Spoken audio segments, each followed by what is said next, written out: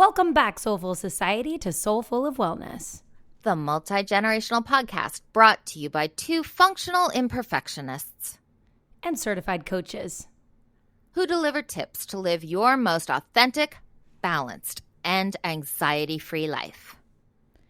So as coaches, we very well know that making healthy choices can help us feel better and live longer. But maybe you've already tried to eat better, get more exercise or sleep, drink less, quit vaping, or reduce stress. It's not easy, but research shows how you can boost your ability to create and sustain a healthy lifestyle. In today's episode, we're sharing 5 tools to help you realize the healthy behavior changes you desire.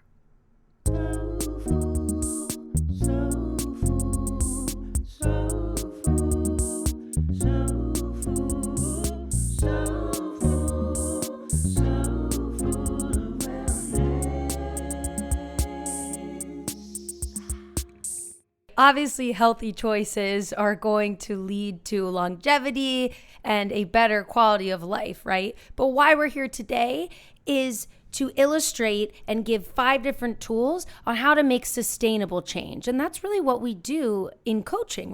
We guide you and walk alongside you to make sure that we're not doing some sort of fad diet. We're not falling off the wagon because the goal doesn't resonate. We're getting clear and we are aiming for sustainable change.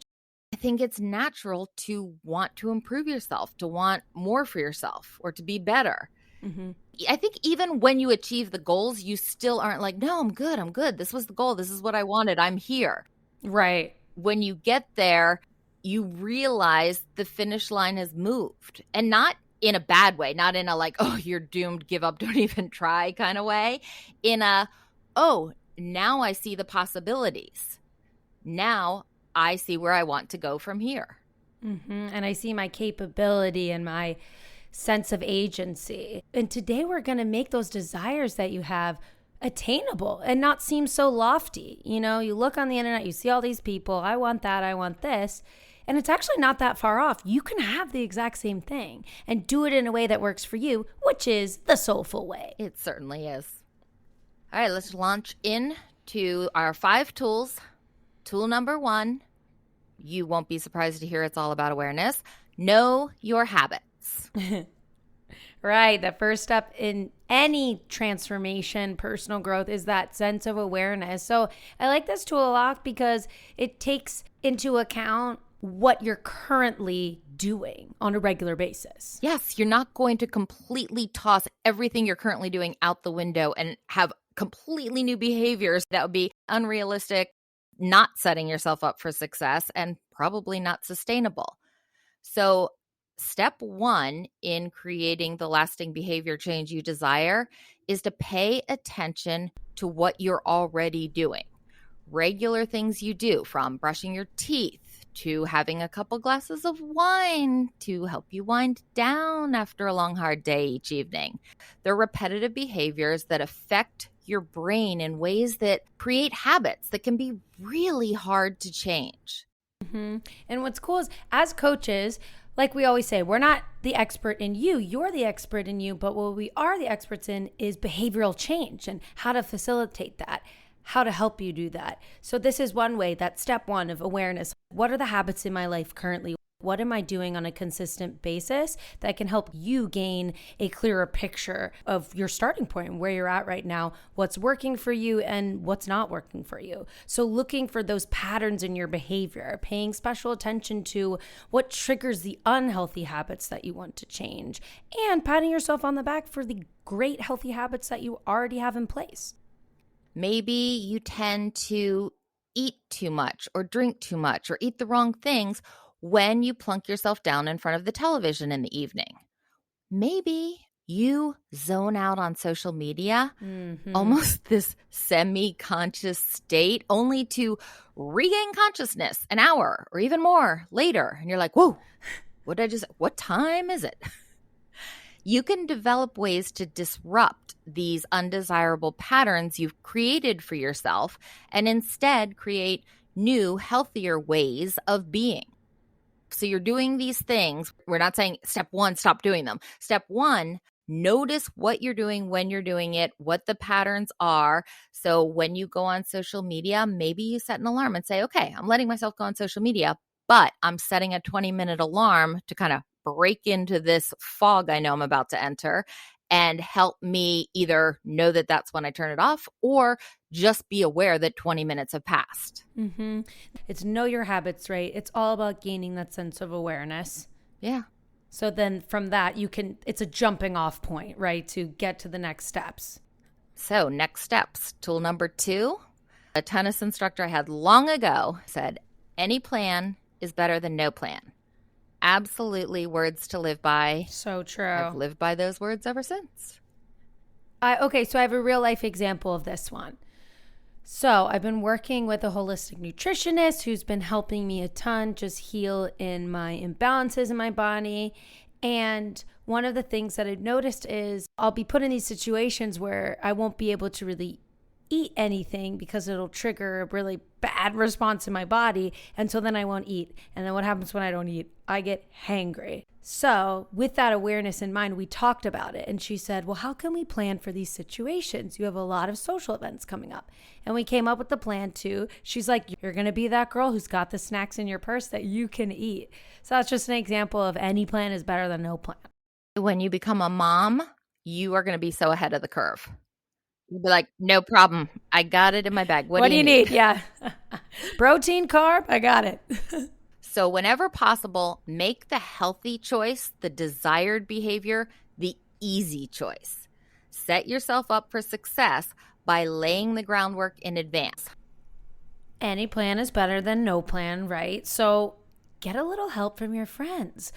Notice the friends who bring out the best behavior in you, and notice the friends that maybe antagonize or bring out some unhealthy habits that you have or some challenges. They put you in challenging situations or encourage sort of bad behavior that you're trying to move on from. Yes, they might not even be conscious that they're doing this, but on some level they're sabotaging, possibly not even with malice involved, but they'll say, oh, just skip your workout and come have drinks with me. You know who those friends are likely to be. So that's part of awareness too. And you can even bring colleagues into this, plan a 3 p.m. daily 15-minute walk break with a colleague. That's cute. Love that. Or have a friend become your workout accountability buddy. Recruit the people who are going to be supportive of you and benefit from your support in furthering both of your wellness goals. All right. Tool number 3. Staying on track. Doing positive things for yourself can feel exciting and rewarding, but there will also be times when you're wondering, can I stick with these changes? Can I really do this day after day, year after year for the rest of my life? Help yourself stay on track by identifying negative thoughts. Turn those negative thoughts, those little gremlin questioning voices, or the catastrophizing of the gremlin going, really, for the next 50 years? Turn those around into productive, supportive thoughts. How can you reframe that message to give yourself encouragement? I always think about the guy, the yoga instructor in that movie Couples Retreat. Encouragement, my friends, encouragement. I didn't see that. Awkward. Sorry. I guarantee you there's a ton of listeners who've seen it and they'll get it. Encouragement, my friends. Your yoga instructor sounds a little like Indigo Montoya, though. He's the character. You killed my father. Prepare to die. All right, so how do we stay on track, right? We have the awareness, we're doing the habit. Apparently we need help with that. So, yep. Keeping a record. Keeping a record can help. So using a paper journal, as you know, is my favorite. You can do a computer program, a mobile app to note things like what you're putting into your body. What type of movement are you doing? Are you moving? How often? What are your stress levels? That's a good one. My good friend Erin does a habit tracker. She does a mood tracker every month. It's this beautiful stuff that she sketches. And that is so cool to take inventory of really how you're doing from day to day and how your stress levels are. It's perfect for that. Research supports this tool. A study of people who lost at least 30 pounds and kept that weight off for at least a year. Scientists tried to figure out, what are you doing? What are you doing that works? And they found that these people tracked their progress regularly and fairly closely. Wow. So that was the common denominator, is Yeah. that they were tracking. Well, like what? Just being aware. It's like it's like being aware 2.0. And kept tracking even after achieving their goal, even in maintenance. So know yourself. If quantitative measurements trigger you, don't use quantitative measurements. Use some subjective tracking system like a scale from frowny face to smiley face. If quantitative inspires you, then go for it. Use the numbers. And remember, sometimes when you feel like you might be failing, that's a really excellent learning opportunity. As with everything, you get better with practice. So the more you practice self-control, the better you become at it. You develop the capacity to act and react in a different way than your habits of the past. Also, if you're feeling off track, the biggest, best, my favorite tool we can give you is that's the perfect opportunity to practice self-compassion. No human being is perfect. It doesn't exist. And it's actually, a very wise person once told me, it's way more relatable not being perfect. So our imperfectionist society, note that, is when you feel off track, when you feel like things are getting hard, you're falling off the wheel, you're failing at something, talk to yourself like you would a friend. Enact that self-compassion. It's going to go a long way. It's going to build an inner confidence. It's going to build a stronger bond with you and yourself. It's going to allow you to succeed. Progress is never linear. There are inevitably setbacks and meanderings. That is absolutely part of the program. You should expect to fail at some point. Right. Every single day isn't better than the day before. No. Maybe we should post another infographic about how healing is not linear. And I feel like when I'm in my darkest depths, I have to remind myself of that. And I know it logically, but it can be hard when you're feeling like you're failing. And even though you know healing is not linear, we're going to just keep repeating it to you so it gets ingrained in your brain. Expect the failures. Oh, yeah. Expect a plateau. And expect the frustration and disappointment that comes along with that. It doesn't mean you should stop. It actually means you're right on track, ironically. Right. Keep going. All right. Tool number 4, envision the future. So we have an amazing tool that we do with new clients where we talk them through a guided meditation where they meet their future self. And it is an incredibly powerful experience. I won't try to describe it because that would only undermine how cool it really is. It wouldn't do it justice. So this tool is basically what you can do for yourself to give yourself motivation to resist the current impulse and remind yourself why you're working so hard to become something, to work toward these new behaviors so they too can become habits and part of your daily routine. Scientists call this delay discounting.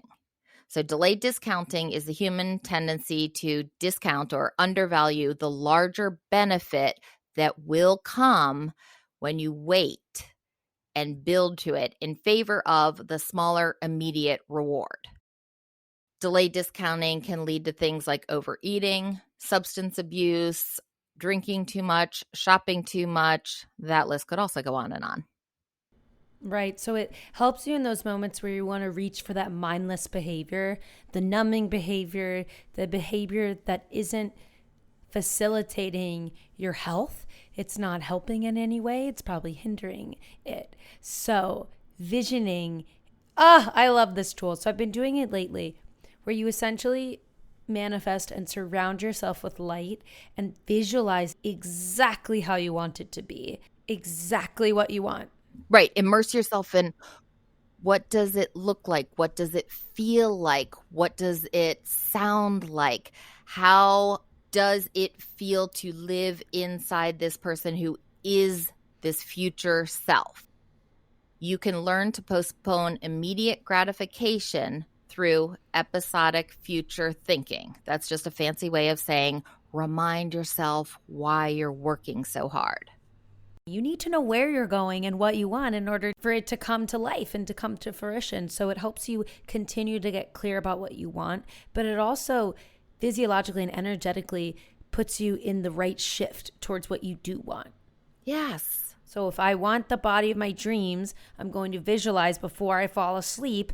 I'm going to visualize with gratitude me having that body, for example. Yes.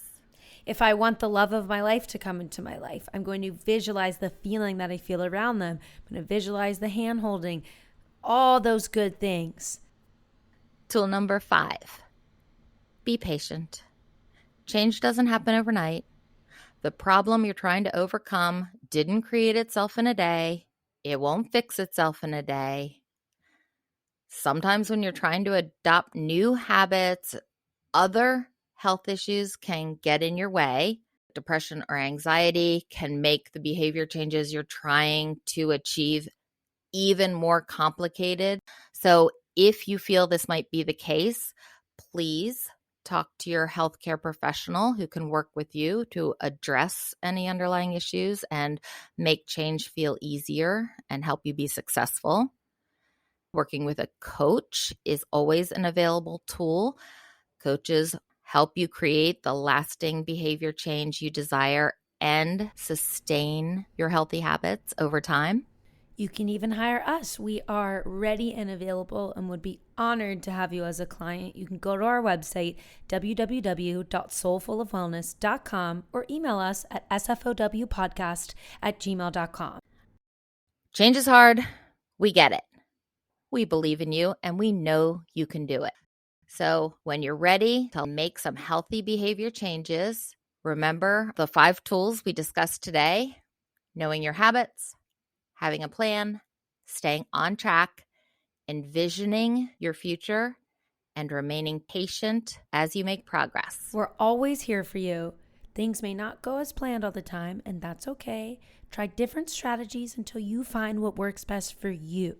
There's no cookie cutter way. It's all about living from the soul. Change is a process, but what's most important is to keep moving forward. Thanks for listening. Till next week, peace, love, and light. Peace, love, and light.